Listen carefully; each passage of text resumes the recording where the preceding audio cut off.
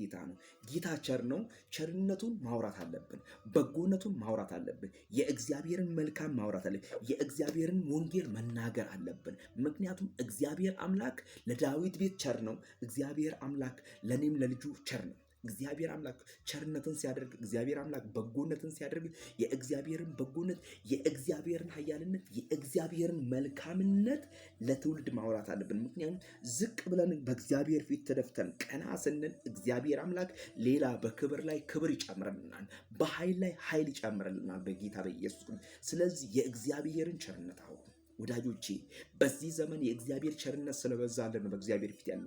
በኃይላችን በብርታታችን ወይም ደግሞ በእኛ ጥንካሬ አይደለም፣ ባለንም ሀብት ባለንም ገንዘብ ቸርነቱ ስለበዛልን ነው። በህይወታችን እግዚአብሔር ስላደረገው ቸርነት ክብሩን ጠቅልሎ ይውሰድ።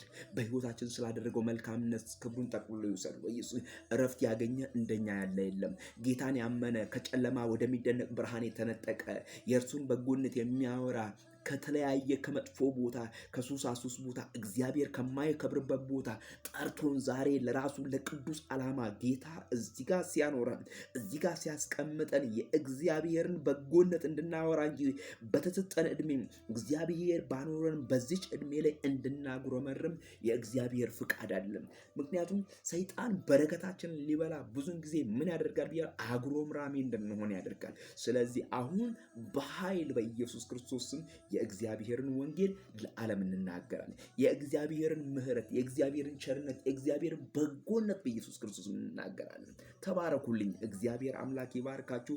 የጌታን በጎነት፣ የእግዚአብሔርን ቸርነት አውሩ። እግዚአብሔር አምላክ ቸር ነው በኢየሱስ ክርስቶስ።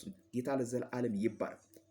ምክንያቱም መጽሐፍ ቅዱስ የእግዚአብሔር ቃል እንደዚህ ያለ እንደ እግዚአብሔር ያለ ማንም የለም። ወዳጆቼ እንደ እግዚአብሔር ያለ ማን በሰማይም ሆነ በምድርም ሆነ ከምድርም በታች ሆነ ያለ ፍጥረታት ሁሉ ሊናገረው የሚገባው ነገር አንድ ነገር ቢኖር ትልቅነቱ እንደ እግዚአብሔር ያለ ማንም የለም። አየህ፣ እንደ እግዚአብሔር ያለ ማንም አገልግሎት ወዳጆቼ በኢየሱስ ክርስቶስ ስም በጌታ በኢየሱስ ሁላችንም እንድናገለግል ተጠርተናል። በኢየሱስ በምድር ላይ ሁላችንም የእግዚአብሔርን ወንጌል እንድናገር ተጠርተናል። በኢየሱስ ክርስቶስ ማንም የሚናገረውን ማንም የማይናገረው ማንም የሚለው በኢየሱስ ክርስቶስ እሱ አይደለም፣ እግዚአብሔር የሚለው ነው ትክክል። ስለዚህ የእግዚአብሔር ቃልን ይሄንን ቃል ከፍ አድርገን ልናወራው ሁላችንም ተጠርተናል።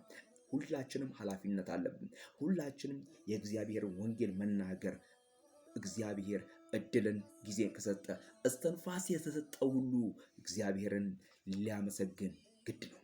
ጌታ ለዘላለም ይባረክ። ስለዚህ ከፍ አድርገን ይህን ወንጌል መናገር አለብን። ጌታ ለዘላለም ይባረክ። ጌታ ለዘላለም ይባረክ። ጌታ ለዘላለም ይባረክ። ጌታ